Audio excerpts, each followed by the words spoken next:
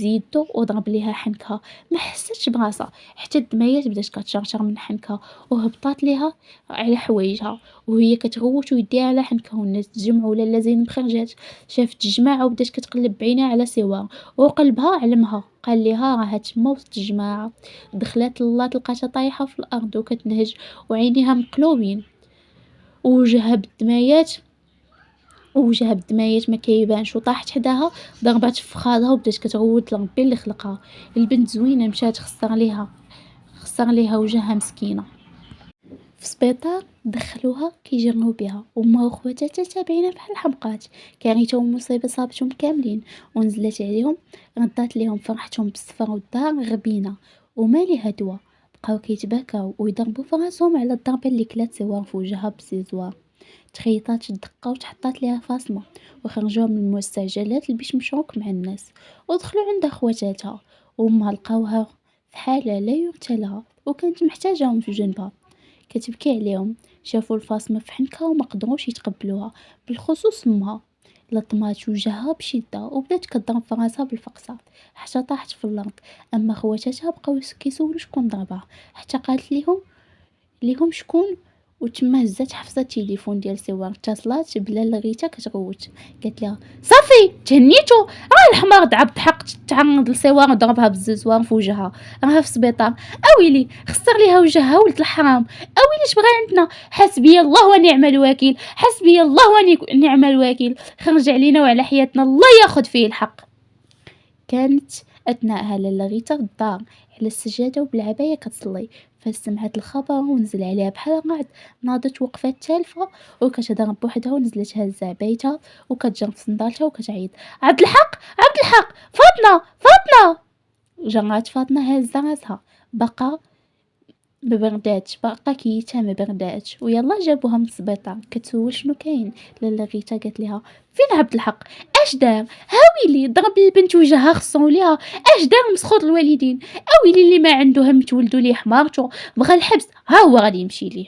قالت لها فاطمه شنو انا ولدي يضرب، لالا غيتا ما يمكنش، شوف شكون ضربها بغات تلصقها في ولدي. هنا طافح الكيل عندنا لغيته وقالت لها ماشي دابا غادي نهضروا، واش دي راسك فاطمه غنرجع نفضيو هادشي. جبداتو كتعيط لساجد الو فينك ولدي، اجي دابا عندي، اجي راه مصيبه وقعت، اجي صربي انا كنستناك دابا تكون عندي. قطعات وطلعات كتقاد في شالها، مشات بدلات حوايجها وما هي الا دقائق وشد ساجد الفران قدام الفيلا، دخل مخلوع وكيجري لقاها نازله مع الدروج.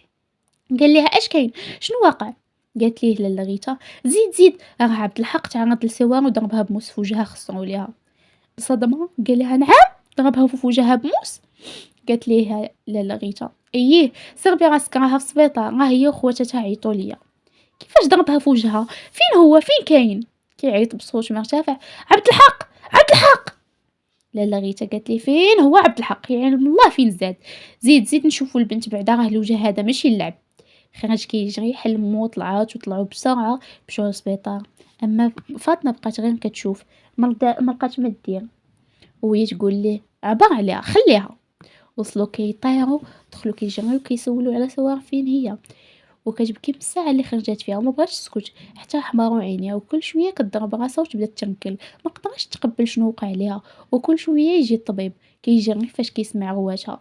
دخلت لالا غيتا مخلوعه لقاتها في ديك الوضعيه وساجد موراها، زادو تخلعوا وكملتها لالا زينب ملي وقفات على رجليها وحيدت الشال على راسها وهزات يديها في شلانه كتبكي ودعي وكتقول لهم حسبي الله ونعم الوكيل، حسبي الله ونعم الوكيل، اش بغى عند بنتي، اش بغى عند بنيتي، غزاها في وجهها وهي صغيره، خسر ليها وجهها على الزينه تاكل الورده، الف واحد يتمناها، يا ربي راني كنتشوط كون معايا، يا ربي راه كبتي كتحرق. لالا غيتا قالت لهم شنو اللي وقع، شنو طرا، شنو وقع، قولوا لينا شنو وقع. خرجت حفصه من جنب ومخرجه عينيها وقالت لها شنو وقع، ها شنو وقع، ها الوجه مشى، ها عبد الحق ديالكم تعرض له في القيصريه، هي وماما شرط له وجه، شنو غديروا دابا، شنو غدير الوجه اللي تشوف به مشى. تقدمت لالا غيتا عند سوا كضرب بيديها ما بغاتش تشوفهم وكتغوت وسد عينيها ووجهها فازق بالبكا وقالت لها بنيتي لاباس عليك، لاباس عليك، لا حول ولا قوه الا بالله العلي العظيم، اش دار هاد المصيبه. ساجد شاف الحالة ماشي طبيعية والندبة مقربش خرج كيقلب على الطبيب، جابو تعرف عليه وطلب يشوف الحالة ديالها بعينو، وطلب من الكل يخرج باش ما يشوفش الضربة ويطيح شي واحد فيهم بكريس تما.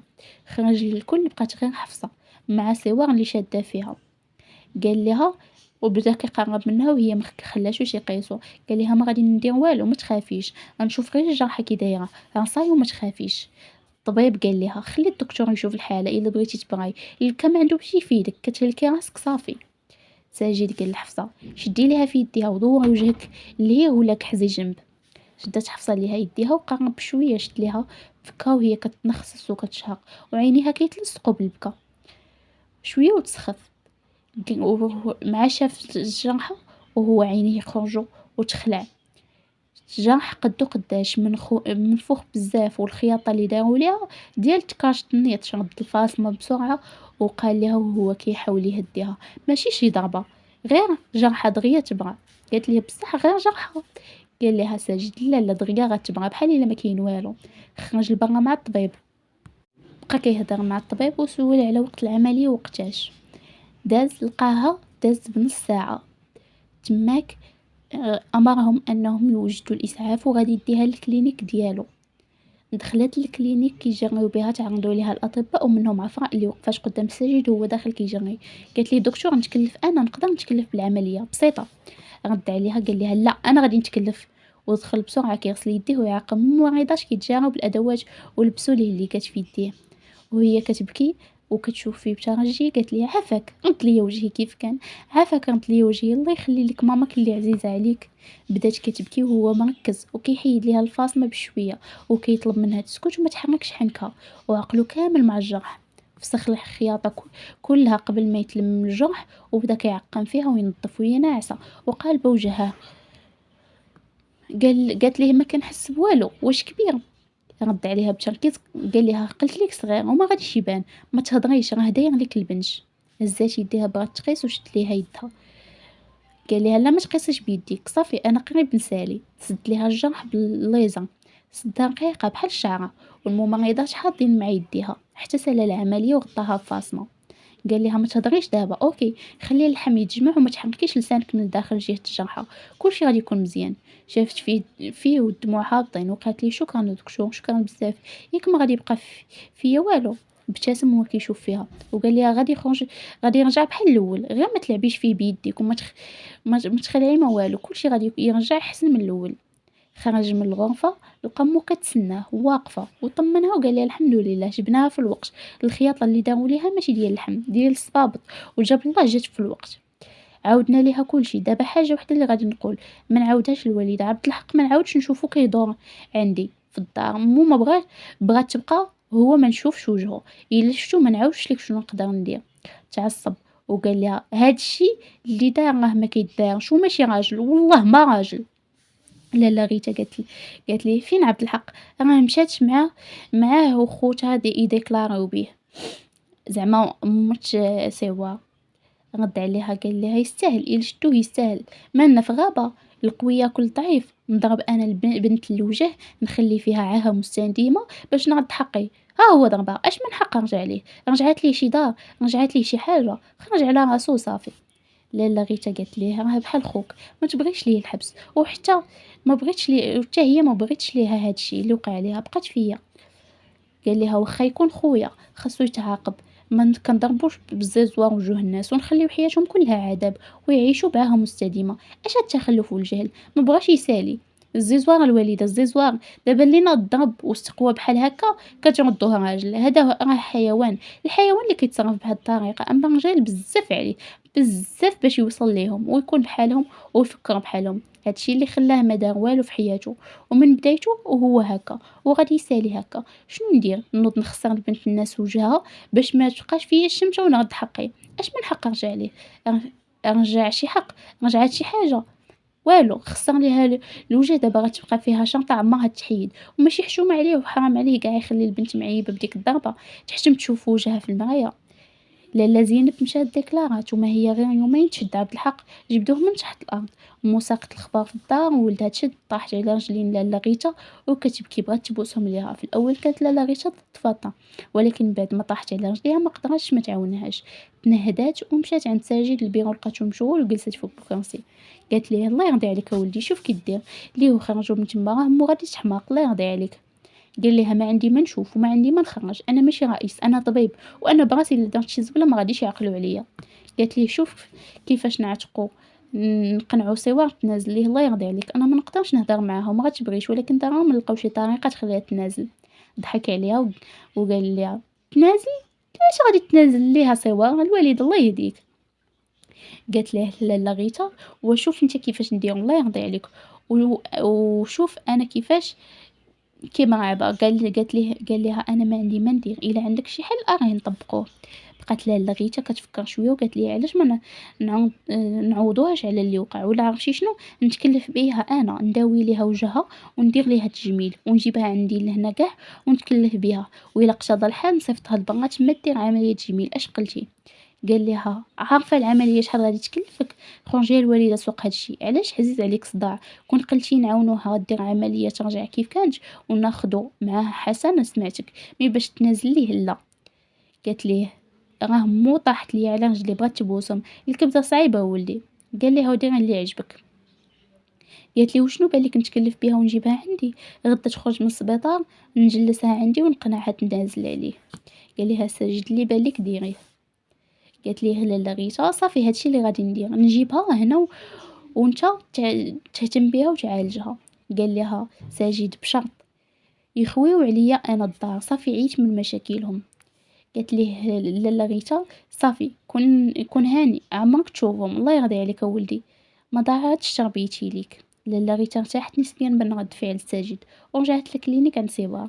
خبرتها هي وامها من بعد شدوها ردو سيوار قبلات وشافت مصلحتها اولا الوجه اللي كتكسب مشى والاهم من كل شيء تردو وشنو غتستافدي الا رفضت عرض لاله غيتا اكيد هي اللي ضايعه.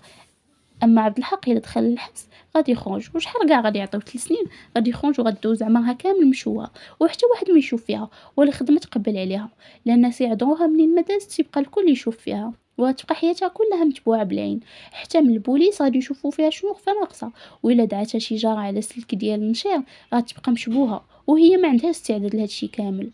وقفات على العرض بشرط طلق منه في اقرب وقت ومتبقاش تشوفو لا هو لا مو مادامها معاهم في الفيلا وفاش تخرج من تما يدبروا راسهم. لاله غيتا شافت حتى عيات ووافقات وخرجات تكفلات بها وداتها الفيلا.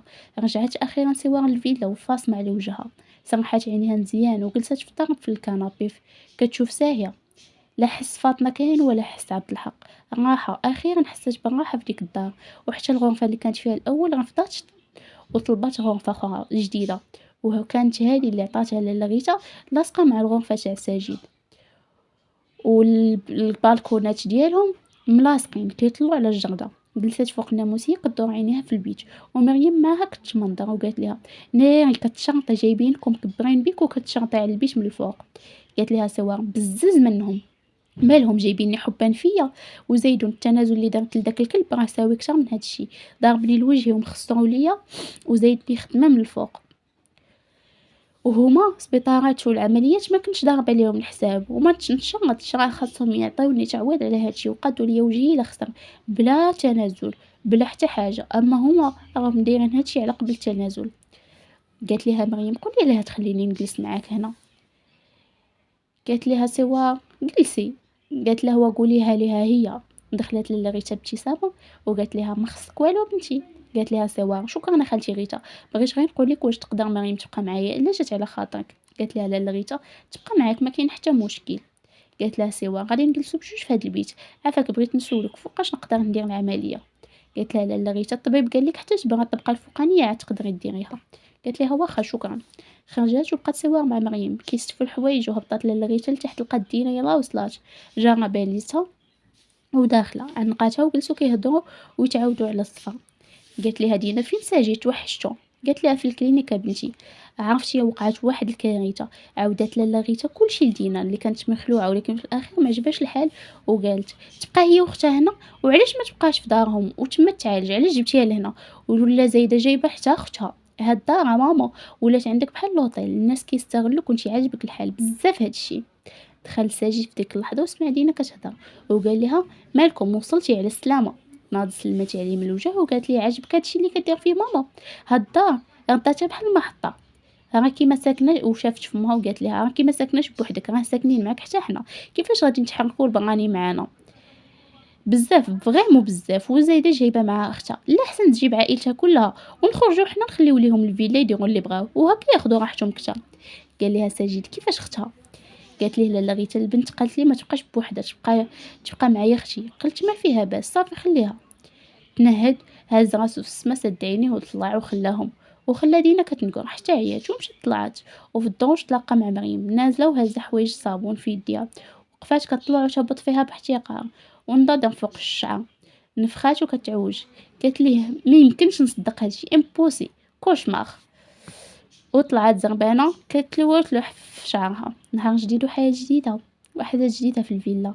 مريم فرحانة وعجبها الحال، لقات فين تصور موشيناتها ورجعت كل يوم تصور فيديو جديد، ونهار كامل وهي هازة تليفونها. أما سوار مبقاتش كتبان معها عكس الأول، كانت كتبان في الفيديوهات حتى رجعوا الناس كيطلبوها تفتح قناة ومبغاتش، ماشي ستيلها وما عندهاش الخاطر تبان مع مريم حاجة، ولكن هم التصوير والمونتاج والتدقيق حاجة أخرى وهي ما قدرش عليها. وجدوا الفطور بجوجهم راسهم بلا ما يطلبوا حتى واحد، وقادوا الطبلة في الجردة تحت واحد المظلة كبيرة تقليدية من القصب والفوتويات باج، وجلسوا كيفطروا. مريم كتصور في حين جالسة دينا لداخل في الفيلا هي وساجد كتفطر وتشوف فيهم معزز وتنفخ. أما ساجد شاد التليفون وما مديهاش فيهم. قالت ليه ها انت شوف خارجين نفطروا في الجردة ما نتشاوروا، ماشي استغلال هذا وزايدينها كيتصوروا في الفيلا ديالنا لا بزاف. ما ردش عليها وناض هز سوارتو ومشى خرج من الباب الاخر. بقات جالسه دينا وكتشوف فيهم. قالت لها مريم نرجعوا عند مريم وسوار، قالت لها هي قولي لي هادشي كامل ديال داك ساجد اللي جا معاك معاه النهار الاول وهو ولد الحرام قال لك ديالو؟ اي قالت لها سوار وداك ساجد نهار شفتو انا اول مره غسلته بالمعيور وفي الاخر طلع طبيب وما بقاش عندي الوجه باش نشوف فيه، ودابا اللي زاد الشرط ما بقاوش عندي العينين كاع. قالت ليها مريم يا اختي على الزهر ومالو معفر ودافع كبير ما بغاش حتى يهضر معايا ديك النهار. قالت لها سوار راه طرا واحد البلان عاد شرحته لماما حتى هي داخت، كان قال لمو خطبي ليا سوار وعيطت لماما غير في التالي وما تلاقاوش، وانا ما بغيتش حساب ليا غير صياد في الاول. شفتي على زهر عندي؟ قالت لها مريم وماما ما عارفاش طبيب؟ قالت لها باش غتعرف راه عاد عرفات. وشرحت لها شنو كيدير في المرسى وكيموت على الصيد، ونهار يصيد الحوت الكبير هذاك هو النهار الكبير عنده. ماما قالت لي فاش كان كيشد شي عطله كيدخل للبحر مع البحاره الكبار اللي كيجلسوا في قلب البحر شهر ولا 15 يوم كيصيدوا الركان والحوت الكبير. قالت ليها مريم ايوا هو ما خاطب دابا ما والو؟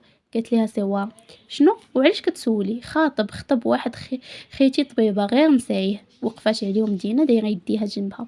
قالت لهم شوف الله يخليك جمعي داك التليفون ما نشوفكش هنا كتصوري سمعتي ولا غادي نهرسولك. تصدمات مريم وبقات غير كدور في عينيها، وسوا جالسه كتشرب العصير وكتشوف فيها بورود حتى مشات وقالت لها نوضي صوري ولا عرفتي انا نصورك انا نيت اصلا كنقلب على السبه منين ندوز ليها. دينا بغات طقطق فاش شافتهم رجعوا كيصوروا ولكن ما هضراتش دارت راسها ما شافتش باش تبقى عندها الهيبه. اما هو جاو على الفطور ونقاو الدنيا وردوها نقيه كيما لقاوها مشاو للكوزينه لقاو سناء معاها ها مرا اخرى كيوجدوا الغدا. وبدات مريم تصور وتهضر في الكاميرا على توجد الغدا حتى جات دينا وطيرات ليها التليفون من يدها ضربته مع الارض وبقات مريم كتشوف ما قدرات دير حتى حاجه وهي في دار الناس. طلعت عند سوان كتبكي وكتشهق على تليفونها الوحيد اللي شرات بالكريدي حتى نفخات لها قلبها. وقفات سوان وقالت لها جلسي هنايا انا جايه. لاحت عليها بنوان خفيف وخرجت مشات هازه راسها مباشره حلات باب البيت على دينا. لقاتها متكيه بديباردور وصدرها مدلي وشورت ودايره لايف كتهضر وتضحك عجبها الحال. تصدمات من دخول سوا عليها اللي مشات خدت ليها التليفون حيدات اللايف وقفاتو وربعت يديها كتشوف فيها.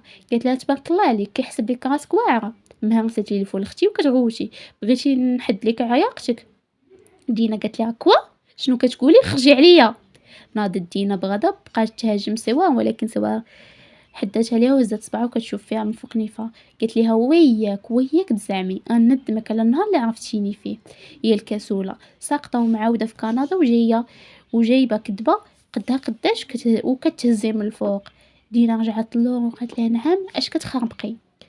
ابتسمت سوا وقالت لها غادي نحد لك عياقتك. الورقه ديالك ماما هي دلوعه ديال الطرد راها عندي في الحفظ والصون، وما حدك انت ضعيفه وكتسمعي الهضره غادي نبقى مخبيه عندي، وإلا قال لك راسك ديري بساله غادي تخرج ديك الورقه وتمشي لحبيب القلب ساجدو اللي حاسبك بحال اختو وانتي مكاليه فيه. غادي يتصدم فيك لا هو ولا ماماك، غادي يتصدم في الكذوب ودرجه النفاق والتصوير اللي وصلتي ليها، وغادي يبدا رحله البحث على شنو كنتي كديري في كندا وفين كتخسري الفلوس، وغادي يبقى يهبش حتى يجبد الحنش. غزات دينا سنانها وقالت ليها بغضب اري ليا وقتي ورجعي ليا وقتي، رديها ليا ولا غادي. قبل ما تساليها قالت ليها دابا اش غادي ديري؟ انا ما عندي ما نخسر، انت اللي غادي تخسري بزاف، غتقلب حياتك من الابيض للاسود. دينا بارتجاف وغضب وشديد قالت ليها غتردي لي الورقه دابا شنو بغيتي وكيفاش درتي خديتيها؟ ردي لي وقتي وما تلعبيش معايا راه غادي ندمك. قالت ليها غادي نشوف واش كاين اللي غادي ندم، وبصوت مرتفع بدات كتعيط لالا غيتا لالا غيتا. قالت ليها دينا خرجي عليا من بيتي. قالت لها سوا اولا قبل ما نخرج محتاجه شحال من حاجه.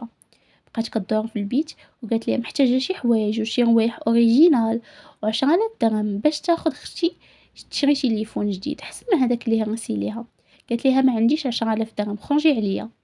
مشات سوا كدور بروده وتعزل في الحوايج اللي في الدريسينغ، ودينا تابعها كترعد من العصبيه. الدريسينغ بحال شي متجر، نص ديال الحوايج بالتيكيتا، عزلت منهم سوا اللي بغات وهزات لي شهات ومشات كدور على روايح وترش وتهز وخارجه. قالت لها ماشي مشكل حتى تليفون كاميرته زوينه واخر ما كاين في السوق، ما تخافيش غادي نخوي كامل كوني هانيه حسبيه يتسرق ليك باي. وخرجت لقات مريم حاطه ودنيها كتصنت عليهم ومشات كتجري هربات وتبعاتها سوا كتنهج بغضب وقالت لها كتصنتي شنو سمعتي؟ ودوي شنو سمعتي؟ قالت لها مريم واش هي طردوها وكتقول لهم نجحت. قالت لها وانتي مالك باغا نردك عند ماما ونجيب حفصه اش داك تصنتي علينا؟ قالت لها غير كنسول مالكي. قالت لها تعاودي تبعيني تصنتي عليا نصيفطك عند ماما. جلسات سوا كتقلب في التليفون وتمسح وتقرا الميساجات لقات الغريب والعجيب، بقات غير حاله فمها مسحات كلشي وعطات التليفون لختها وجمعات النوضه. ومن ساعتها وهي كتحرق في الدم لدينا، منين ما داز كتامر فيها ودينا كتجمع ليها ما لقات ليها جهد منين دوز ليها. اما سوا واخا ضربه في الوجه الثقه في النفس ما مساتش وديما حاضره. رجعت دينا فين ما تمشي شي حاجه جديده تخبيها، حيت الا قشعتها سوا كتمشي تحيدها ليها قدام عينيها وتلبس وتفركز وتدوز قدامها كتحرق ليها دمها بالعلالي. رجعت دينا بحال ضيفه كتشوف وتسكت، وحتى مع الساجد عاطيه الثقه حيت فين ما تشوفوا سوا دايزه ولا جالسه حداهم ولا كتفيهم كتكمش وتجمع راسها حيت عارفاها عايقه بيها وكل ما تخشي ليها الحضره. لواحد النهار دخل ساجد للدار ومعها فرع شاد ليها في يديها، والظاهر ان العلاقه بيناتهم تطورات. كانت لاله زينب لاله غيتا غايبه على الدار ومشات دوز شي ايامات عند اختها وخلات دينا وسوا في الدار. اما مريم هزات حوايجها ومشات مع صحاباتها تسافر ودير الاشارات للوطيلات. كان نهار زاهي فاش دخل ساجد مع عفراء مشادين كيضحكوا، جلسات وكتبومبا فوق الفوطاي وكتلوح في شعرها عجبها الحال ودايره رجل فوق رجل، وساجد جالس حداها مره كيعنقها ويجرها عنده وكيضحكوا وهي فرحانه. حتى ضرباتهم رعدة من عينين سوار اللي شافتهم من الفوق ونزلات كتعوج دارت راسها دايزه قدامه وبقات كتشوف في عفراء. قالت لها سوار كيبقى وجهك؟ ابتسمت سوار وقالت وشافت فيها الحمد لله شويه انتي صافا؟ قالت لها صافا قال لي ساجد بلي غادي تكفل بك وبالعلاج ديالك مزيان ان شاء الله يرجع لك وجهك كيف كان. حركت لها راسها وقالت لها ان شاء الله. ساجد قال لها يلا مشينا، ناضت ووقفات وقالت لي اوكي. دخلوا الكوزينه بجوج كانهم متفقين يطيبوا بجوج. ضل ساجد على الثلاجه كيشوف شنو فيها وبدا كيجبد وهي كتبع كيك بيديها وتشد في الحوت بصبعانه. في حين رجعت سوا طلعت وحلت الباب على دينا. قالت لها جبت لك واحد البريكول. قالت لها مشقيش تضرمي بحال البغل على بيتي. قالت لها شوفي ساجد جاب واحد القرده معاه ودخلوا الكوزينه يحداقوا. داخل وكيعنق فيها، بقى ليها شوية ويبوسها، نزلي وخرجيها ولا شوف كي ديري ليها، ديك خيتي ما كتدخلش ليا الخاطر يحرمي عليها من الطياب ولا شنقي راسك، المهم ما يفرحوش بيه. قالت ليها واش مشى ليك نتي، ياك ما انتي مزعوطة في ساجد. قالت ليها ماشي شغلك فيا، نزلي وديري هادشي اللي قلت لك. داكشي اللي كان، نزلات دينا مع غياس داهم من بين دارهم شورت قصير كتلوى وسوا كطلع ديالها، وسمعات الهضره ودخلت عندهم الكوزينه، لقاتهم خارقين السعاده، ومشات عند ساجد وكتحلون عليه. ساجد بونجور. عاد قال لها ساجد عاد فقتي. قالت لي شنو كنت كديروا، شميت ريحه الطياب وجيت. قال لها وسلمي على عفراء. مشات تقدمت دينا وسلمت عليها بورود ورجعت عند ساجد. قالت لي شكون هادي، بلا ما يهضر غمزها وكمل شغلو يضحك مع عفراء، ودينا كدور بهم من قنت لقنت حتى قلبات الكاسرونه على عفراء وحنقاتها من يديها، وناض الغوات ونزلت سوار كتجري، لقات الدنيا مقلوبه ودينا دايره يدها على فمها مخلوعه وكتبكي وطلب السماحه. اما عفراء طيرات جلابه بسرعه البرق قبل ما تشعر كتغوت وعرات دراعها، وساجد كيجري بالاسعافات الاوليه. دخلت سوار لقات عفراء واقفه بالدوني والشعر مشبك، وخرجات عينيها بلا ما تشعر مشات لدينا جراتها بغضب. قالت لها واش قلت لك حرمي عليهم ماشي عرنيها، اش هاد الفضيحه. قالت لها المهم ما بقى طياب وزيدون لا علاقه، شوفي الفورمه ديالها كي دايره. تماك سوار تعصبات ومشات عندها وقالت لها بشويه عليك حبيبه، ياك ما تحرقتي بزاف كيفاش وقع عليك. وبقات عليها بشويه بشويه. اما عفراء بغات تخف، جلست فوق واحد الكرسي كتشاق وتبكي وترعد، وسوار كتصوت عليها وساجد كيبرد ليها دراعها. دار ليها الاسعافات الاوليه وقالت لي عفراء بغيت نمشي غادي نمشي صافي وصلني يا ساجد. قال لها اوكي دقيقه لبس حوايجي ونجي. طلع كيجري يبدل وبقات هي جالسه كتشوف قدامها في صمت، وسوار كدور بها كي بقيتي واش بغيتي، وهي كتنفخ معصبه. صافي قالت لها عفراء صافي جمعي يديك الله يخليك ما تقيسيش فيا. قالت لها سوار غير كنسولك مالكي. قالت لها عفراء ما تسولينيش، ما تسوليني ما نسولك صافي شكرا. نزل ساجد وناضت خرجت معاها مع الصباح حتى الطوموبيل ركبات وقالت ليه ديك لاكسيدو بالعاني ختك بعيني شفتها قلبات عليا الماء بغات تحرقني. قال لها ساجد اش كتقولي علاش غتبغي تحرقك، شنو هاد الهضره عفراء. قالت لي متاكده بغات تحرقني. رجع سولها هي تقول لك علاش، انا ما عرفتش علاش، المهم هي بالعاني حرقاتني وسوا حسيت بها ما حلاتنيش واحساسي ما يخيبنيش، حسيت بهم بغاوني نجي ما بغاونيش نجي، واخر مره غادي نجي كون مشينا لدارك الاخرى احسن تما كنرتاح. قلت لك نمشيو ليها قلتي لي لا، نجيو للفيلا ها الفيلا حتى باش نبدل ما لقيتش. جلست سوا ودينا كل وحده في قنت في الجنطه وكيشوفوا في نقطه وحده قد قالت لها سوا يمكن ناوي مع هاد العفراء المعقول. قالت لها دينا ما عرفتش اول مره نشوفها، اجي واش انتي كتبغي ساجد. قالت لي شافت فيها سوا هازه راسها. قالت لها انا كنبغي نعيش، ما كنبغي لا ساجد لا غيره، ما عنديش مع الحب اصلا، عندي شمته وحده بغيت نرجعها وصافي. قالت لها اش من شمته. قالت لها واحد الشمته غير تهناي، ما كنبغيش السيك ساجد، واخا هو الصراحه راجل الله يعمر هذا، ولكن انا ما كنبغيش يرد ليا وجهي كيف كان والله يعرضو السلامه. قالت لها دينا وعلاش كديري هادشي كامل. قالت لها بغيت نرد اعتبار لراسي، اعتبار وليس اكثر. انتي بلا ما تبقاي تسناي في ساجد، من الاحسن شوفي لك شي واحد اخر يحسبك بحال اختو، وفكره تكون بيناتكم شي حاجه مستبعده غادي غير تفضحي راسك على والو. اللهم خلي مكانتك في عينيه وفي عينين ماماك زوينه ونسي عليك ساجد، حيت دينا راها كتبغي ساجد وكانت مبينه هادشي، ولكن شي واحد ما عارف. دينا قالت لها سبحان الله الله يشافيك كتهضري هكا، ما اللي شافك كتهضري هكا ما يقولش راكي الفعه مقطعه، غير قولي لي الصراحه ما كرهتيش شكون تزوجك ساجد. قالت لها سوا في واحد الوقت ما كرهتش، مي دابا ملي عندي الدار وعندي حريتي ناقصيني غير شويه الفلوس، وعمرني نطوف لا بساجد ولا بغيره. تنهدت وساهيه قالت لها انا دينا ما كنقلبش على الحب وعلى الزواج وعلى الولاد، لا لا لا، انا كنحلم بشي طوموبيل طويله، كنت في البنكه، لي مارك، شوبينغ، سفر من بلاد لبلاد، ناكل اللي تشهيته، لي زوطيل، الحياه والسعاده، هذه هي حياتي. ونعيش الحب ولكن الزواج لا، وإلا تشهيت الولاد نتبنى شي وليد ولا بنيته، هذا هو الحلم ديالي وهذه هي الحياه عندي. اللحظه اللي كانت كتهضر فيها سوا كان ساجد واقف وكيسمع الكلامه، حتى سالات ودارت لقاتو موراها، جمعات الحلم والضحكه ودورات وجهها وطلعت بسرعه لبيتها. تلفت جهه دينا بصرامه اللي وقفات كتشفشف وقالت ليه: اش داكشي درتي؟ قال ليها: اش داكشي درتي البنت؟ حرقتي ليها يدها كامله، فين كانوا عينيك؟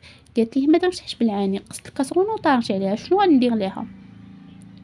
قال ليها: بصراحه دينا هذه اخر مره يتعاود. هزات كتفها وما رضاتش يغوت عليها، مشات كتجري طلعت لبيتها، بقات كتبكي. طلعت لعند سوام وقالت ليها: شتي واش عجبك الحال؟ ها هو غوت عليا بسببك. قالت ليها سوام: انا قلت لك تلقيها، طيبتي ليها دراعها ودرتيها معيقه. المشكله هو كنت سمعني فاش قلت لك ما بغيت لا سيك ساجد لا زعطوطو، بغيت غير الفلوس، غير كون سمعها ياك. جلسات دينا شاده واحد المخده وقالت لها: اصلا قلتي ما عندك ما ديري بيه. قالت لها سوام: ولكن ماشي حتى لهاد الدرجه، بغيتو يعاود يجي عندي ويطلبني على الزواج ونقول ليه لا سمح لي، وغير بالادب، منها نبان مربيه ومنها نبين ليه بلي كي طبيب كي حوات الله يرزقها الصحه والسلامه. انا ما بغيت والو، نهار يعاود يجي نرفضو ونردم وجهي، عاد غادي نحيدو من بالي ونعيش مرتاحه. دينا قالت لها: ما فهمت والو، شنو كتخربقي؟ قالت لها سواء اصلا كنتي كتفهمي، كون نجحتي في قرايتك، دابا ديها غير في راسك وسوسي عليك ساجد قبل ما تحشمي براسك. هو كون كان حاسبك شي حاجه كان غادي يبين لك، مي هو حاسبك بحال ختو، اما فكره ختو ما تحيديها ليه من مخو، مستحيل، وغادي تحشمي راسك معاه. ودابا نوضي ديني خلصي عليا شي حمام وشي مساج عظامي، طايحين عليا باغا نتنخى. وداكشي اللي دارت دينا داتها للحمام ودارت ليها داكشي اللي بغات. جا النهار اللي غتبدا فيه سوا اول عمليه تجميل، وكما قال ليها الطبيب ما خاصكش غير وحده، خاصك بزاف العمليات تجميل، فيهم اللي عميقه خاصهم تخدير، وفيهم عمليات خفيفه كتطلب جلسات فقط. اول العمليه تبدا بها هي عمليه كبيره فيها التخدير.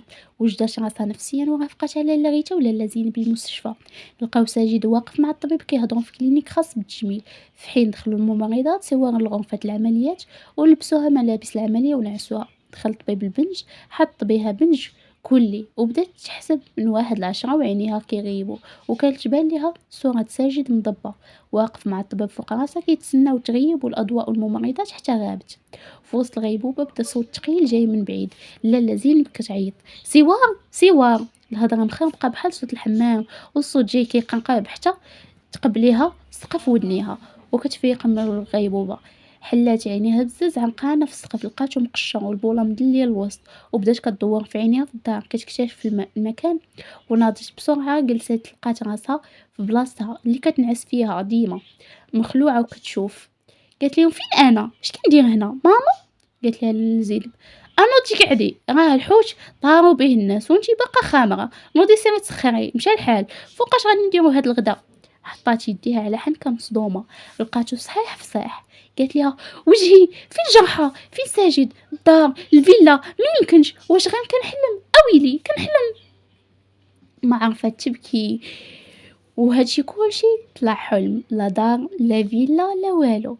ما عرفت واش تفرح اللي خرجت بوجهها صحيح فصيح، وبدات كتردد وتشوف في الدار عفراء، دينا، لاله غيتا، فاطمه، عبد الحق، هادو كاملين كانوا غير في الحلمه، ما كاين لا زواج ما كاين والو. ابتسمت وقالت: الحمد لله الحمد لله يا ربي، غير كنحلم، حمدتك يا ربي وشكرتك. سوا هنا عرفت بزاف ديال الحوايج، صحيح انه عاشت في الحلمه بشخصيتها الحقيقيه، وكل ما كانت كتمنى شافته في الحلم، وكانت كارهه عيشتهم الكرفصه، ولكن من بعد ما عاشت كاع هاد الاحداث تذكرت انه الخير في حياتها البسيطه وسط خواتاتها وامها، ولقمة الحلال الدائمه، ماشي وسط الفلوس ووسط الغنى اللي ممكن يكون فيه شر. ليها هي عرفت ان الفلوس فاش كتجيب معها المشاكل ولا بد. الغني والثروه كياخذ راحه البال والطمانينه، والسكينه اللي كانت عايشه فيهم تبخروا وجاو مكانهم الفلوس والمشاكل والهم والغم والضيق في الصدر. ومن بعد ما قارنت إحساسها حاليا وإحساسها كيفاش كان في الحلم، هنا اختارت حياتها البسيطة وقالت: اللهم حياتي البسيطة وراحة بالي، ولا الفلوس اللي ضاقتهم وضاقت معاهم وعيشوها في كابوس. عرفت أنه الغنى الحقيقي هو القناعة، هو الرضا والقبول بما أعطاها الله. اكتشفت نعم الله عليها من خلال هذا الحلم، اكتشفت أنه الله رزقها وجه تحلم بأي وحدة، وعائلة وإخوة يتمناها أي واحد، وأم اللي كيحلم بها أي واحد. اكتشفت أنه عندها عائلة عايشة في الصفة والنية، ماشي في الكذوب والنفاق. وخا الحياة قاسية ومحتاجين بزاف، ولكن اكتفت وقالت: يا ربي رزقنا على قد الفعل. ناضت سوا وحدة أخرى خلات سوار خبيثة في الحلم وادعت شخصيتها اللي اكتشفت أنها تسببت ليها في خسائر كبيرة أكثر من الفوائد. الحلم اللي خلى قلب سوار يفيق وينبض من بعد ما كان ميت خلاها تحس بأسرتها بدفئهم وحنانهم الحياة البسيطة اللي عايشينها، والضحكة الدائمة على وجههم اللي انعدمت في داك الكابوس. رغم قساوة الحياة ربي رزقهم ربي راحة البال والضحك والسعادة اللي ما ضايقش منها واحد عنده الفلوس وكينعس فوق الحرية ومهموم وغموم وراسو عامر بالمشاكل، والضحكة ما عندها منين تدوز. ناضت وقفات كتنفس السعداء وجهها حمر وبابتسامة مشات للمرايا اللي في حمامهم، شافت وجهها لقاتو صحيح في صحيح مزنك ما فيه حتى حاجة. دوزات يدها عليه وبابتسامة غسلات وجهها وجمعت شعرها، لبست جلابتها الكحلة وصندالتها ومشات للكوزينة اللي كانت عبارة على رفوف مايلة قديمة وهزين عرام ديال المواعن وبوطاجي بالخامية مدرقة الربوج اللي جامعين، والثلاجة متوسطة بيضة ومصدية من برا، ولكن من وسط داك الفقر اللي في ديك الكوزينة واقفة مهوتة لقى الراديو معلقاه في الشرجم وكتصنت الموسيقى وكدندن بابتسامة. سوار قالت لها أغنية باش نجيب لك الحوت. قالت لها لالا زين بغا سيري قولي ليه قالت لك ماما عطيها واحد نص كيلو حتى تدوز ليه، راه ما عندهاش دابا غادي يعطيه لك غير سيري ما يقول لك والو. خرجت سوار مع الباب خلات خواتاتها شي ناعس شي يلاه كينوض شي فايق وطلع للكواش للسطح، مشات هزة جلابتها في الجنب وكتجرس نضالتها. بقات غادية وكتفكر شنو اللي خلاها تحلم بهاد الحلمة، واش حيت بقى عقلها مع الصياد من آخر مرة في الأسبوع اللي فات غسل ليها رجليها من الغيس. يمكن حيت داك لوجيس اللي خلى عقلها معلق حتى حلمات بيه وبهاد الأحداث كلها. ولكن حمدت الله اللي كلشي طلع مجرد حلم، حيت الحلم خلاها تجرد من الإنسانية ومن عواطفها ومبادئها اللي أصلا كانوا كيموتوا شيئا فشيئا بسبب الفقر. حتى جا هاد الحلم في الوقت المناسب خلاها تراجع حساباتها وهي فيها جميع الصفات النبيلة اللي كانت كتموت فيها تدريجيا، ووصلت للمرسى وأجواءها الترويجية الصيادة والبحار يلا وصلوا والصنادق كتخرج كتبغي بالحوت، الزحام والبياع والشرايه مدابزين والتجمعات ديال الرجال في كل جهة، وفي جهة أخرى عيالات كيبيعوا سيكوك واقفين، كاين اللي كيبيع سندويشات في كرارس. جو شعبي بامتياز كيميزو منظر المطاعم الشعبية مقابلة مع المرسى اللي كتشوي الحوت بالدخاخن الكراسة الميكا لداخل وعلى برا الصيادة وحتى الناس العاديين جالسين تما. آخر الأسبوع المرسى كتكون ناشطة وزاهية والدنيا مروجة. مشات البلاصة اللي كيحط فيها الصياد ورباعشو وقفاش كتسول لقات غير رايس عيسى اللي ديما كتلقاه معاه وشي دراري معاه. وقفات بابتسامة كتسول ما كاينش داك الدري كيكون هنايا ديما؟ رد عليها الرايس وهو حالته بالما.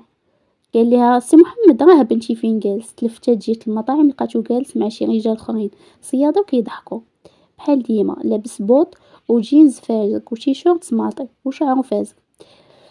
كتشوفو ديما بنفس الفورمه وبنفس البنيه ديالو كياكل الحوت مشوي محطوط قدامهم انواع الحوت طريه. تعمدت تشوفو شخصيا وتهضر معاه وما تدوزش مرور الكرام. مشات عنده وقفات بعيده كتشير حتى شافها واحد من الصيادة ونخزو دار عندها. تفاجئ ملي شافها مبتسمة حيت دائما كتجي معبسة ومخزرة ما حاملاش تحط رجليها تما، وناض عندها من بعد ما مسح يديه ووقف قدامها بابتسامة وهي كتضحك وتفكر الحلم اللي جمعهم. تماك تذكرت انه ما عارف والو على الحلمة وانها غتبان حمقى بداك الضحك. جمعت راسها وقالت ليه ابتسامة حشمانة قالت لك ماما عطيها شي نص كيلو مخلط حتى تدوز ليك الفلوس.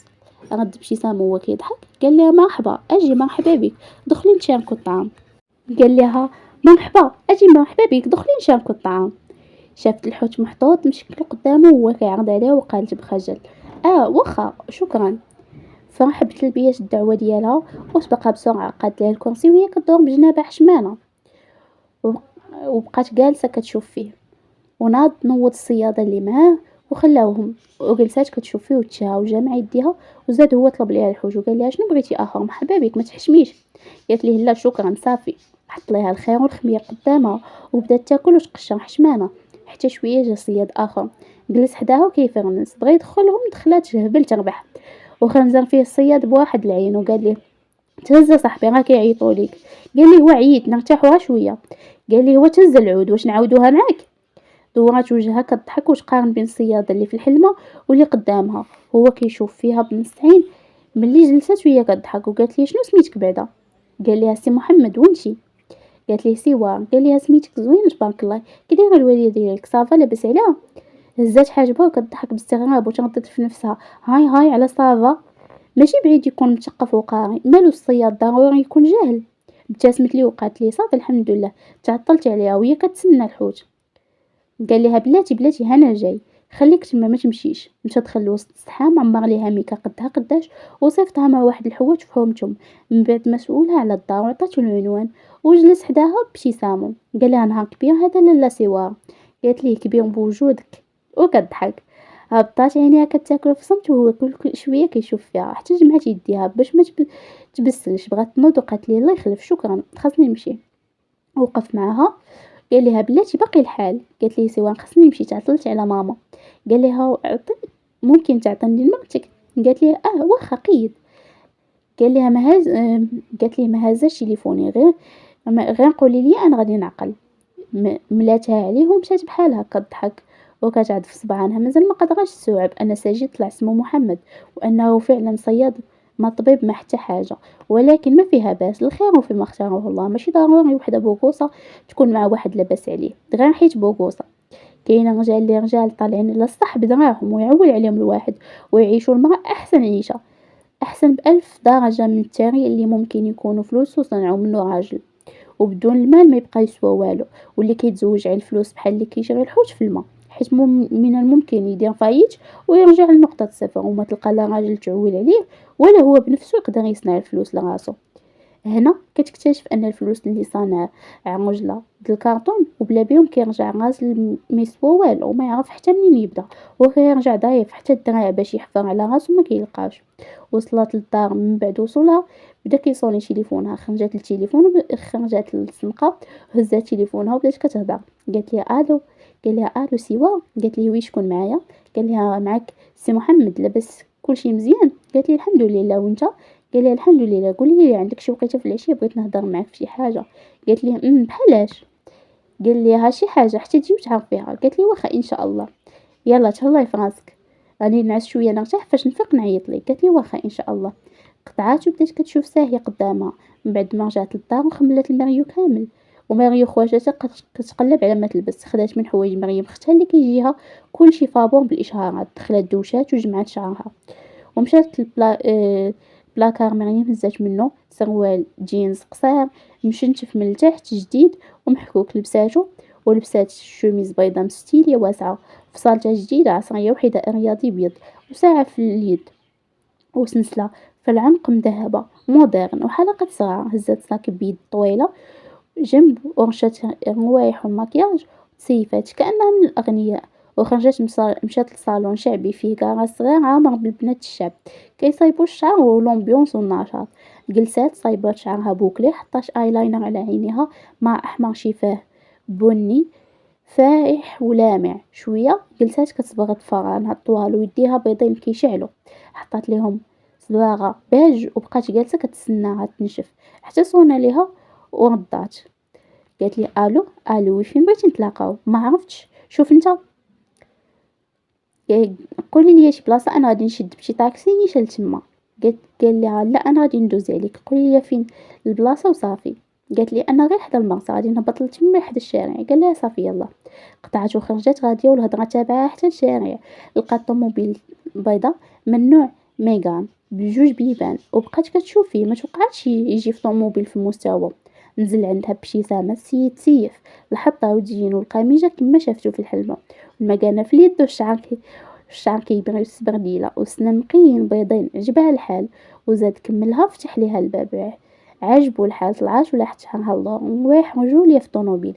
يا سلام، السيارة جات مجموعة من الداخل وهو وحدها كيسوق بيد وحدها وكيلعب بالطوموبيل باحترافية. بعد على المدينة ومشى لمقهى حدا البحر، جلسوا لداخل فوق كنابي كل واحد وشنو طلب. قال لها مرحبا نهار كبير هذا. قالت لي ترحب بك الجنة. من بعد ما حطوا ليها عصير وليها قهوة كحلة بداو يتحاوروا. قال لها سي محمد شنو كدير في حياتك لالا سوار؟ قالت لي كنفكر ندير شي دبلوم بحال شي حاجة نخدم بها مورا الباك. جلست وما درت والو. قال لها هاد البلاد ما كتخدمش، شحال ديال الدبلومات عندي محطوطين وسيونس فيزيك والو حتى كونكور ما كيجاوب. قالت لي تبارك الله عليك. قال ليها واش غدير سلاك وصافي. مات الوالد مسكين خلى داك البابور. شفت عييت ومشيت ليه من نهار بديت ما بقيتش مسوق لا الدبلومات لا كونكور. قالت ليه واش البابور ديالك؟ قال ليها ديال الوالد الله يرحمه، مات وخلاه كيصافي على العائله. قالت ليه بصح شحال عندك د خوتك؟ قال ليها انا وثلاثه ديال خواتاتي، وحده مزوجه وحده خدامه وصغيره في لافاك. شكون قدك؟ والوالده. قالت ليه تبارك الله تبارك الله يخليهم لك. قال ليها وانتي؟ قالت لي حتى انا مات بابا وخلانا 5 البنات، اختي الكبيره مخطوبه وخواتاتي الاخرين كل وحده وشنو كدير، وانا كاينه اختي الصغيره وماما. غير حنا بابا ما خلاش لينا البابور. وبدات كضحك. حنا راسو قال ليها رزق الله. قالت ليه داكشي اللي كاين. بقى ساكت شويه من بعد شعل كارو وهو يقول لها. قال لها سواء انا غادي نجيك من الاخر، انا ناوي المعقول ماشي تخيط الزناق والدوران، وانتي عجبتيني بزاف مي ما نقدرش نهضر معاك، كنتي كتباني متكبره، وإلا قبلتي بيا عليا انا باغي نتزوج بيك. قلبات وجهها كتحك ودنا وقالت لي بقات ساكته. هو كيشوف فيها خافها تنفض. قالت لي وقال بجديه قال لها غادي نوضح معاك الامور باش تكوني على درايه بكلشي. من ناحيه السكن انا يلاه شريت داري في لا ريزيستونس الجداد اللي طلعوا في المدينه، وغتسكني بوحدك، والوالده وخواتاتي ما غاديش تلقاي معاهم مشاكل، وحتى واحد ما غادي يوصلك بشي حاجه محدي انا كاين. ونهار يتزوجوا خواتاتي كاملين نجيب الوالده تعيش معايا، ما نقدرش نخليها بوحدها وما نقدرش نفرط فيها، وحتى هي درويشه وباغيه نتزوج ما كتدخلش كاع في المشاكل والصداع. بقات ساكته وهي تقول لي والخدمه ديالك ماشي ريسكي؟ قال لها الاعمار بيد الله، راهم الصياده شرفوا وما بقاوش قادرين يوقفوا، وراهم اللي باقيين صغار داوهم البحر. بقات جالسه هزات راسها ساهيه وكتفكر. قالت لي ولكن الخدمه ديالك خلعاني، كون خدمتي في شي وظيفه اخرى احسن لك. رد عليها بالنفي وقال لها ما باغي لا وظيفه لا والو، صافي ولفت بوحدي حتى واحد ما كيك فيهم عليا، ما نقدرش نبدل. مي ان شاء الله ناوي نحل واحد المحل في المدينه ديال الحوج. لقيتينا يلا تفاهمت مع مولا، غنحط تما الدراري اللي يقابلوه، وإلا تمشى غادي نفتح وحدين اخرين وهي غاديه احسن من شي وظيفه. وغادي تبقى تدخل. وقالت لي وغادي تبقى تدخل البحر. قال لها البحر هو الروح، جيبي شي واحد شي بحال دابا قولي ليه ما تبقايش تمشي تشوف شنو غادي يقول لك. اللي مجرب البحر عمره ينساه، ماشي شي حاجه اللي سهله غير كيبان لك، والاعمار بيد الله مناش خايفه. قالت لي صافي واخا انا غادي نفكر ونرد عليك. قال لي شنو اللي ما عجبكش نبدلو، شنو الحاجه اللي بغيتي تفكري فيها؟ قالت لي هذا راه الزواج ضروري خصني ناخذ وقتي ونفكر مزيان، ما نقدرش نقول لك شي كلمه ومن بعد نرجع في هضرتي. قال لي واخا كان واعدك حتى حاجه ما تخصك لا ماديا لا معنويا غير امري. قالت لي ان شاء الله يكون خير، غادي نفكر في هاد اليومين ونرد عليك. بقى ساكت ويدافع. جلسوا بداو كيتجمعوا كيتعاود ليه على حياتها وعلى عائلتها، وفي الاخر ناض طلعت حدا في السياره جبد ليها صاك ومدو ليها. قال لها واحد الكادو خفيف كنتمنى يعجبك. شدات الصاك قالت ليه شكرا. رد عليها بالصحه حطها ونزلات مشات كتجري وطلع للصاك تشوف شنو لقات فيه. لقات فيه ريحه واعره حمراء وغيضة. بدات كضحك ودخلت للدار. هزت داكشي مع الدخله وقفات لاله زينب سولاتها على شكون عطاها داكشي. حتى خرجوا البنات كيطلوا بحال الفيران وبحال كل مره، كل وحده منين جات شافوا الريحه والورده وبقاو كيسولوا عرفوا الكادو من عند راجل. وحتى سوار ما كذباتش، جلسات وفتحتهم في الموضوع، عاودت لهم كلشي من الاول للاخر شنو دار بينها وبينه. لاله زينب عجبها الحال لصقات عليه لصقه وحده ما بغاش تفاك، وحتى خواتاتها شجعوها وهي خايفه ومتردده. اما لاله زين طلع ليها الدم كل شويه تنط تنقع. والله ما يقبل عليك شي واحد الفنيانه مالوش خاصو، والله ما تلقاي احسن منه، هو بعد احسن منك. رجعت بحال الحكوزه كتنقع، وخواتاتها دايرين بها كيشجعوها حتى اقتنعت. والنهار الثاني اتصل بها عرف الرد ديالها ومن صوتو باين خايف. وقالت امها لاصقه ليها حدا التليفون. هضرات معاه وقالت ليه بلا موافقه، وحدوا الوقت اللي غادي يجي فيه هو وعائلته. داز كلشي بخير. خواتات سوار ناضو تحزموا وتغزموا وبداو كيوجدوا اكل الحلاوي والتخمال وريحاتها تعطات تاع النقا. وصل النهار اللي غتوجد وجدات فيه سوار، وخرجت مع خواتاتها ودخلت للصاله بابتسامه كتشوف فيهم. لقات جوج بنات غزالات جالسين بجليلبات ومعهم مرا كتشبه لاله غيتا بزاف وكانها هي. بقات سوار مصدومه كتشوف فيها حتى كانت غتقول ليها شفتك في الحلمه، ولكن داركات الموقف وسلمات على البنات اللي جاو وداز لحماتها بدون شعور عن نقاهتها. بقات الحماة غير كتشوف فيها مستغربة وبادلاتها نفس العناق، وسوار كضحك معاها وقالت ليها بعفوية كي دايرة لاباس عليك. بقات كتشوف فيها المغاوية تقول لها الحمد لله بنتي وانتي لاباس عليك؟ قالت لها الحمد لله. بقات كتشوف فيها مطولة والبنات مستغربين والكل مستغرب كيفاش استقبلاتها وكأنها كتعرفها من زمان. كانت المرا دايرة حجابها وجلابتها وجالسة ساكتة في حين داز سوار سلمت على الراجل اللي هو الشيخ اللي جا معاهم، وعلى الشاب اللي عمرها سبق ليها شافته وحتى هو سلمات عليه، وجلسوا حدا محمد اللي نسات ما سلمات عليه وهو معلق عينيها فيه بإعجاب. بقاو تبادل النظرات وسوار مستغربة الأم ديالو اللي شافت في الحلم واخا عمرها صادفاتها وعندها إحساس وحب كبير تجاهها وما علم بيه حتى واحد. بداو الحديث والتعارف وسي محمد ابتسم الأم ديالو وقال لها تهدر معاهم وتماك تفاهموا على كل شيء. في الاول هما ما طلبوا حتى شي حاجه ودخلوا في المعقول كيهضروا على الصداق وبلا ما يعطي سي محمد كلمته. قال عمها اللي كانوا عرضوا عليه قال لهم مليون ديال الصداق ديالها بحالها بحال كاع بنات العائله، وشوف انت شنو اتفقتي معها على الكسوه والذهب ديالها. سوار ما عجبهاش الحال وناضت بهدوء مشات للكوزينه خلاتهم. سي محمد قبل ومو حتى هي عجبها الحال، ولكن سوار تعصبات على امها وقالت لها واش هو سوق في شي صداق؟ مالي بكره يخلي داكشي بيني وبين السيد، مالو كيهضر ويتسابق، عطينا ليه عيطنا ليه يحضر معانا ماشي ينقز ويبقى يعطي من عنده. قالت ليها لالا زينب صافي ما عجبكش الحال حتى تجلسي انت وراجل وهضري معاه على هادشي. قالت لها سوار ما يقول ليه لا مليون لا جوج، يقول ليه بيناتكم وعلاش اتفقتوا مالو كيطير. مهم هكا داز داكشي كامل. قرات الفاتحه وتحط لي قسم اللهم على اللازم الطباخه محترفه، حطت ليهم الماكله من داك الشرفه مزوقه مقاده وحباش بهم وداز كلشي على احسن ما يرام. خرجوا الناس ومشاو راضيين وبقات الاتصال بين سوار وسي محمد، ومن ساعتها والحوش كيوصلوهم للدار يوميا، وحتى التقضيه الاسبوعيه كتوصلهم كل اسبوع بما فيها اللحم والدجاج وخضره وديسيه. وتدفق الخير والخمير على سوار وخواتاتها وفرحوا بالعريس كاملين. اما لالا زينب تقيسها في عينيها وما تقيسيهاش فيه ولا تخرجي عليه كلمه خايبه. نهار ما طال وهي تشكر وتنقر على سوار اللي غير ما رداتش التليفون ولا تعطلت وتدخلوا ليها حتى الطواليت وهو كيصوني. اللقاء الثاني ديالهم من بعد الخدمه قررت تمشي تشري فيه الخواتم. خرجت معاهم مريم تشوف الخواتم ودازوا عليهم حدا الباب. كانت لابسه كسوه طويله نص كم محلوله من القدام وصايف ومشدوده من الحزام في الموطار وطالقه شعرها قدام وروايح والصاك. طلعت كضحك سلم عليها بالوجه قال لها فين تمشي شوفي الخواتم. قالت ليه مريم الشاوي هو اللي عنده داكشي زوين وما ادراك ما الشاوي احسن ذهبي عندهم في المدينه ومعروف وحتى سوا عجبها الحال. وهو قبل مشى مباشره عند الذهبيه وهي قدامه شاده في اختها.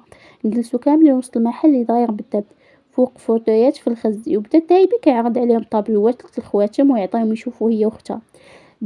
قالت لهم سوا بغيت شي واحد رقيق يكون مودرن نديرو ديما ما نبقاش نحيدو. رد عليها محمد بابتسامه قال لها وراك غديري ديما انتي ناويه تحيديه؟ قالت لي لا زعما ديما ماشي نقنط بيه. شافت مريم الطابلو ديال خواتم بيض وقالت لها هذا الذهب البيض شوفي سوا شحال واعرين هادو. رد الذهبي قال لها لا هذا الدياموند لالا، وبنات اليوم راه رجعوا كيديروه رجع كيتمسى بزاف الدياموند وكيجيبوا فيه شكيلات زوينين ما كاينينش في الذهب. مريم سمعت دياموند ورجعت اللور تكمشات. اما سوار شداتو كتشوف فيه عجبها ولكن رجعت حطاتو. شافت في جهه الخواتم العاديه حتى تكلم سي محمد وقال لها سوار شوفي الدياموند حسن. شافت فيه مفاجاه ورجعت هزات الطابلو فرحانه ومريم كتر كأن هي اللي غتشري وبدات تشوف وتقيس. في صباح اللي قادت لهم الطفار وصبغاتهم وزوقاتهم جاوها شهوه منهم. هزات واحد شويه كبير بحالو دايره مريم قالت له بحالو دايره مريم فارغ شحال هذاك واصل 15,000 درهم ولكن اللي عجبك ندير معاك الثمن. شافت مريم مخرجه عينيها وبهمس وقالت لها اويلي على 15,000 درهم صداق كامل فيه 10,000 درهم نضربو انا بخاتم في ساوي 15,000 درهم. بغات تحيدو ولكن شد ليها محمد في يديها وكيشوف قال لها واش عجبك؟ قالت ليه غزال وحتى ثمنه غزال. قال لها صافي خوديه. ايوا سيادي في الدار تهزت لالا زينب كضرب في خاضها ملي سمعت الخاتم ساوي الثمن وناضت ليها كتشتف ليها بحال العجوزه وكتقول لها ويلي على 3 المليون في الخاتم، واش ما حشمتيش 3 المليون الحرايمية كون راه ندمتي على هاد الخطبة. لا واخا تحلفولي انا كنعرفك كتشوفي على الفوق ومشيتي ليه لداك الخاتم، قلتي لي دابا بغيت هذا منو نخلق ولصقتي ليه على الكورميط. كشطتيها بنت الحرام، بغيتي طجيه صافي شري لك الخاتم، ما كاين دهب، فلوس الذهب شريتي بيهم الخاتم. ويلي على 3 المليون. مهم سي محمد زرب على سوار، ما قدرش يتسنى كتر، وهي مازال ما وجدات حتى حاجه، دارها مازال ما تفرشات والعرس مازال ما وجدات ليه. قررت تختصر ومشات شدات التريتور بالقاعه ديالو وتكلف بكل شيء من الاول حتى الاخر، حتى من الجوق والمصور والدقيقيه وعساوه. شافت كل شيء واختارت وقيست اللباسي واختار شنو يديروا ليها في الماكله والموسيقيين وخلاته يتحاسب مع سي محمد. بقى ليها الفراش، واش يوجد في 4 شهور. بدات طير وتنزل من هادي لهادي ومن فراش الدار الحوايج دازو خواتاتها نهار كامل هما معاها، كيجمعوا الجلابه اللي لبسوها اليوم كيلبسوها غدا وما كاين غير الجراب. اما سي محمد دخل البحر وخلاها جمعت الحساب عندها وبقات توصل التواصل مع حماد ديالها، كتعلمها باي حاجه دارتها وتتواصل معاه على حساب الطوالي والمدعوين، وحتى الماكله اتفقوا عليها مجموعين. اما الحوايج خلاتهم حتى الاخر وهبطات الفاس، شرات كلشي طالع وهنات راسها، والباقي شي كومونداتهم من العسيد شي من القيصريات، وشي مشات على الكازا للمول حتى جمعت دهازها وقرب العرس وخرج محمد من البحر. تلاقات ليه بالاحضان، كمل معاها الباقي ومشى هو وياها شراو بيت نعاس وفرشوا الدار على ذوقها وعمرتها كيما بغات وتشهاتها وسدات عليها بألف هنية وهنية. تهزت سوار في العمارية، عروسة كتفتن والعريس داخل معاه فرحان، ما قداه فرحة وامو وخواتاتو دايرين بيه مدخلينها بالهيطة والزيطة للقاعة، قدها قداش والورد مدلي من كل جهة، العائلة والحضور والناس والحشد كلشي كيشطح. نزلات وبرزات ونشطات وشطحات وتما ضربت العقد ودخل ليها دهازها في الضيافة وفوق منهم كولي ديال الذهب وساعة يدوية وعاد الحوايج لعلك ترضى. بدلت المشاطي من المطلوق للمجموع والضحكة ما كتفارقاش. اما مولاي سلطان ملي دخل وهو كيضحك حتى سال العرس الاسطوري وقطعوا الحلوى وصور طلعت صور في الطوموبيل بالكسوة البيضاء، خلات خواتاتها وامها كيقطعوا بالدموع والناس كتصبرهم. دخلت لدارها اللي وجدوا خواتاتها بالشمع والورد واخيرا عمرتها بجوج وليدات، بنيه سماها محمد جنة والولد الثاني سماتو سوار ساجد، وعاشت حياة عمرها كانت ناوية تعيشها معاه واخا حكمت عليهم حكم خايب من الأول، ولكن طلع راجل ونص معاها ومع عائلتها وقايم بها وبأسرتها على أكمل وجه، وكما وعد ووفى حطها فوق رموش عينيه هي والوليدات حتى رجعات كتهتر بيه في الممشات، واللي تزوجات من خواتاتها كتقول لها محمد هو سيد الرجال والحمد لله اللي لقاني به. وهكا كنكون وصلنا لنهاية القصة. كنتمنى تكون قصة خفيفة ظريفة على قلوبكم وتكون نالت الاعجاب ديالكم. ما تنساوش تخليو لي التعليق ديالكم الزوينه، واللي ما مشتركش في القناه يشترك في القناه ويفعل زر الجرس باش توصلوا كل جديد، وخليو لي اللايكات زوينه ديالكم. كانت معكم شمس، الى اللقاء في القصه الجايه ان شاء الله.